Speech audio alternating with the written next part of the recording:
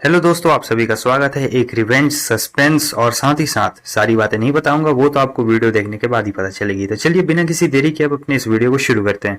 Episode की शुरुआत में हमें एक ट्रेनिंग रूम को दिखाया जाता है जहां पर आग लगी हुई रहती है और कुछ बाहर से लोग चिल्ला रहे होते हैं कि यून वहां से बाहर निकलो। और ये हमारे मेन कैरेक्टर का नाम होता है और यही है हमारा मेन कैरेक्टर यून, जो कि बहुत ही काइंड हार्टेड पर्सन है।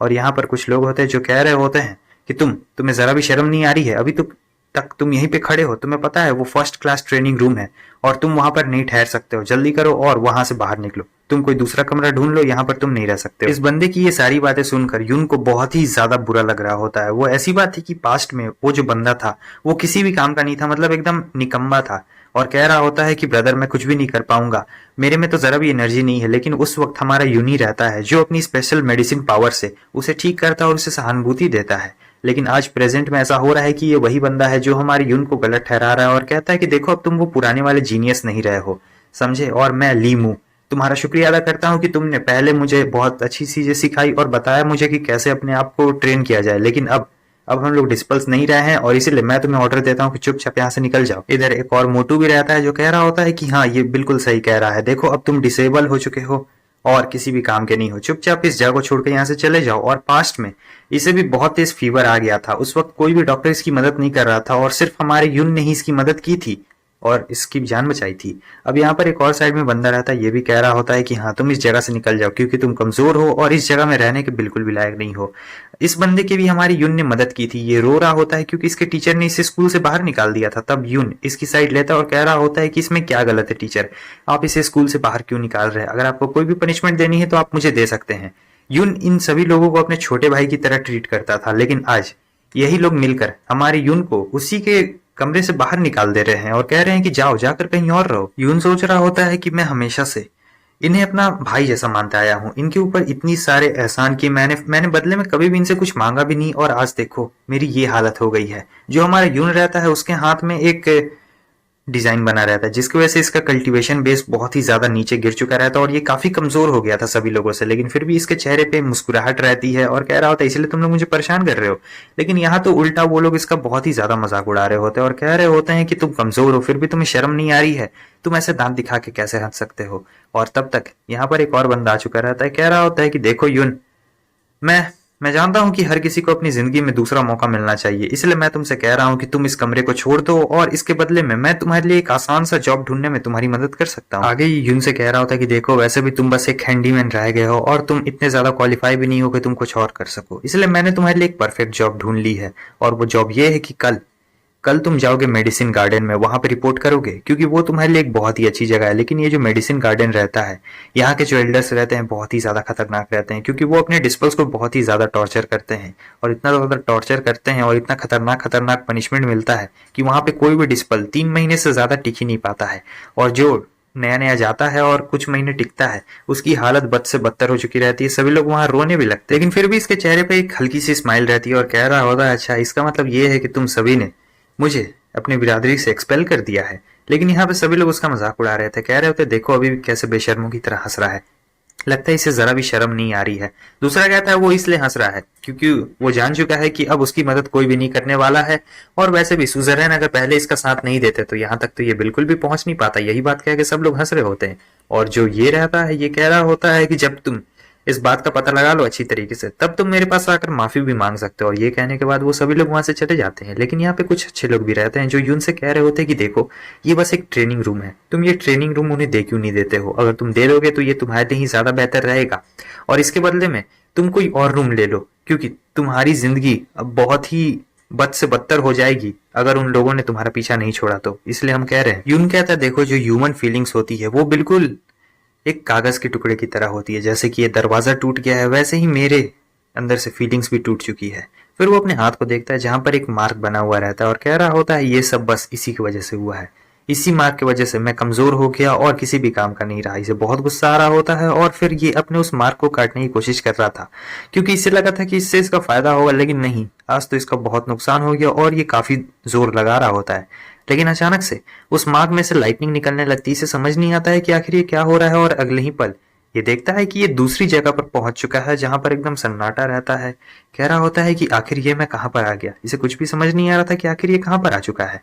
तब तक एक आवाज आती है बच्चे, तुम्हें नहीं लगता है क्या ये गॉड का चाओटिक स्पेस है? वो कह रहा होता है कि किसकी आवाज है, कौन बोला? तभी हमें एक स्पिरिट को दिखाया जाता है। तो स्पिरिट कहता है देखो मैं कोई इंसान नहीं हूं, इसीलिए मुझे ह्यूमिलेट मत करना और ना ही इस बात पे रिग्रेट करना। और फिर वो अपनी ही बातें करते जा रहा होता है। यून को तो वो बोलने का मौका ही नहीं दे रहा होता। यून से कहता है मेरी बात तो सुनो, लेकिन फिर से वो स्पिरिट कहता है नहीं, तुम मेरी बात सुनो। एक तो पहले ही तुमने डाइटी के सील को काटने की कोशिश की है, और याद रखना अगर फिर से तुमने अपने फायदे के लिए डाइटी के सील को काटने की या फिर नुकसान भी पहुंचाने की कोशिश की तो मैं तुम्हें नहीं छोड़ने वाला हूँ। वो अपने माँ को देखने लगता है और सोच रहा होता है क्या ये सील गॉड के द्वारा बनाई गई है, और इसी की वजह से मेरा जो कल्टीवेशन लेवल है वो बहुत हद तक ड्रॉप हो चुका है। फिर ये स्पिरिट कह रहा होता है कि हाँ, ये जो स्पिरिट सील है ये तुम्हारी पावर को एब्जॉर्ब करता है। यहाँ पर यून सोच रहा होता है क्या ये माइंड भी रीड कर सकता है, और फिर कहने लगता है कि मेरी एनर्जी एग्जॉस्ट हो रही है। नहीं, अब मुझे पता चल गया है कि मेरी एनर्जी खत्म होने का कारण कोई और नहीं बल्कि तुम ही हो। तुम ही मेरी एनर्जी को ले रहे हो। आगे वो स्पिरिट उससे कह रहा होता है कि देखो अगर ये स्पेशल सिचुएशन नहीं रहती और डाइटी ने मुझसे ये बात नहीं बताई होती तब मैं तुम्हें छोड़ता ही नहीं, मैं तो तुम्हें यूं ही तुम्हारी सारी एनर्जी को ले लेता। लेकिन अभी सीरियसली बात मैं करता हूँ, क्या तुम सचमुच अपने कल्टीवेशन पे ज्यादा मेहनत करना चाहते हो? लेकिन मुझे नहीं लगता है कि तुम इतनी भी मेहनत कर पा रहे हो। लेकिन यूनुस से कह रहा होता है कि देखो तुमने मेरा कल्टीवेशन चुराया, ये बात बिल्कुल भी अच्छी नहीं है। तुम मुझे मेरा कल्टीवेशन वापस दे दो। मैं किसी का स्लेव बनकर नहीं मरना चाहता हूँ। मुझे मेरा कल्टीवेशन वापस दे दो। भले ही मैं ऐसे मर जाऊं, लेकिन मैं किसी का नौकर बन के बिल्कुल भी नहीं मरने वाला हूँ। फिर वो स्पिरिट कह रहा होता है कि तुम्हें पता नहीं है कि आखिर ये है कौन? मैं हूँ डाइटी, यानी गॉड क्लैन का मैं गॉड हूँ। और ये तो तुम्हारे लिए सम्मान की बात है कि तुम मेरे सर्वेंट के तौर पर मेरी सेवा करोगे। यून उसकी तरफ देख के हंसने लगता है और कह रहा होता है जरा तुम अपने आप को देखो। तुम्हें नहीं लगता है कि तुम बस एक पीली सी बड़ी सी चिड़िया जैसे दिखते हो? आखिर तुम अपने आप को गॉड कैसे बुला सकते हो? तुम तो किसी भी एंगल से गॉड जैसे बिल्कुल भी नहीं दिखते हो। तब वो स्पिरिट उससे कह रहा होता है कि देखो बहुत सालों पहले की बात है, मैं कास्ट्रोटॉफिया से सफर कर रहा था और अचानक से गिर गया। तो मुझे बहुत साल लग गए वापस से अपने गॉड हेड को एक्टिव करने में, और अभी फिलहाल 3 साल पहले ही मैंने अपनी पावर को एक्टिवेट किया है। मैं अचानक से उठा, मैंने तुम्हें देखा और मुझे तुम में वो एप्टीट्यूड और वो एक्सीलेंसी दिखी, इसलिए मैंने तुम्हें अपना सर्वेंट चुन लिया। अचानक से वो स्पिरिट किसी ट्रिक का इस्तेमाल करता है। वहां पर एक बहुत ही बड़ा सा ड्रैगन आ चुका रहता है और उसका नाम स्लोन रहता है, और बता रहा होता है कि 800 फीट तक लंबा है और इसका लाइफ स्पैन करीबन 30,000 साल का होता है।